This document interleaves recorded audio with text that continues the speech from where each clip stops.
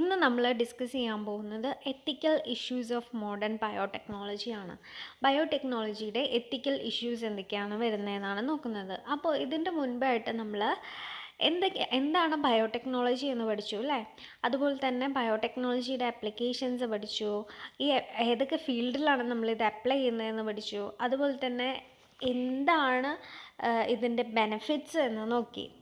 അപ്പം നിറയെ ആപ്ലിക്കേഷൻസ് ഉണ്ട്. പക്ഷേ beside all these applications, some social, ethical, moral and religious issues are also coexist with the field of biotechnology. അതായത് എന്താണ്, ഈ അപ്ലിക്കേഷൻസ് ഒക്കെ ഉണ്ടെങ്കിലും കുറച്ച് സോഷ്യൽ, എത്തിക്കൽ, മോറൽ, റിലീജിയസ് ഇഷ്യൂസ് നമ്മുടെ ബയോടെക്നോളജിക്കൽ ഫീൽഡിൽ വരുന്നുണ്ട്.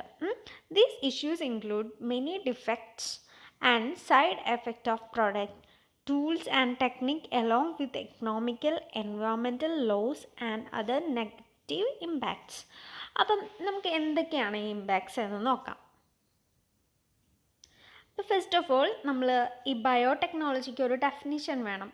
നമ്മൾ പഠിച്ചതാണ്, എന്നാലും കുറച്ചുകൂടെ ഒരു പ്രിസൈസ് ആയിട്ടുള്ള ഡെഫിനിഷനാണ് കൊടുത്തിട്ടുള്ളത്. The term biotechnology may be defined as the application of engineering principle on biological science to form new product from raw material of biological origin.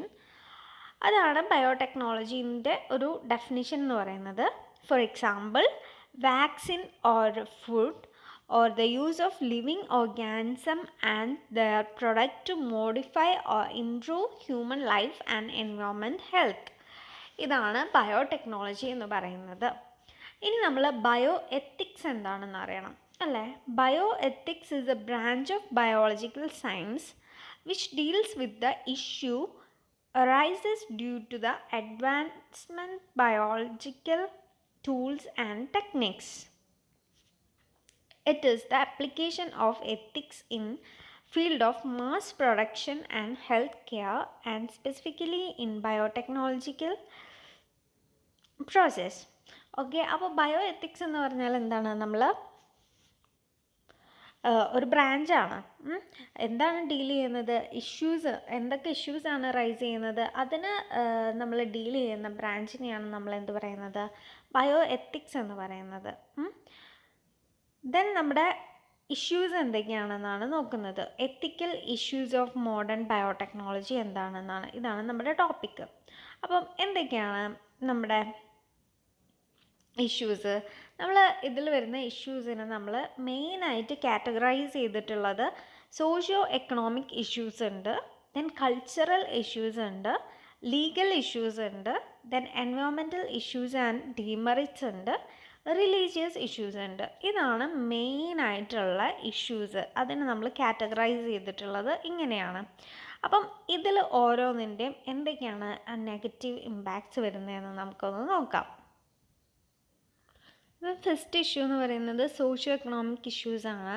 Socio economic ഇഷ്യൂസിൽ എന്താ പറയുന്നത് വെച്ചാൽ, നമ്മുടെ സയൻറ്റിസ്റ്റ്, അതായത് സയൻറ്റിഫിക് കമ്മ്യൂണിറ്റി പറയുന്നത് എന്താണെന്ന് വെച്ചാൽ, അവർ ബയോടെക്നോളജി ഹാംലെസ് ആണെന്ന് അവർ പറഞ്ഞുകൊണ്ടിരിക്കുന്നുണ്ട്. പക്ഷേ ഇതിൻ്റെ ഒരു ഡിസഡ്വാൻറ്റേജ് എന്ന് പറഞ്ഞാൽ ഇത് നമ്മുടെ എന്താണ്, ഫുഡ് ചെയിനിനെയൊക്കെ ബാധിക്കുമെന്നാണ് പറയുന്നത്.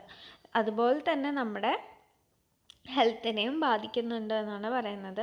അങ്ങനെ അതിനെ എഫക്റ്റ് ചെയ്യുന്നതാണ് സോഷ്യോ എക്കണോമിക് ഇഷ്യൂസ് എന്ന് പറയുന്നത്. അപ്പം നമ്മൾ എന്തെങ്കിലും പ്രൊഡക്റ്റ് നമ്മൾ പുതുതായിട്ട് ഉണ്ടാക്കുന്ന സമയത്ത് നമ്മൾ എന്ത് ചെയ്യണം?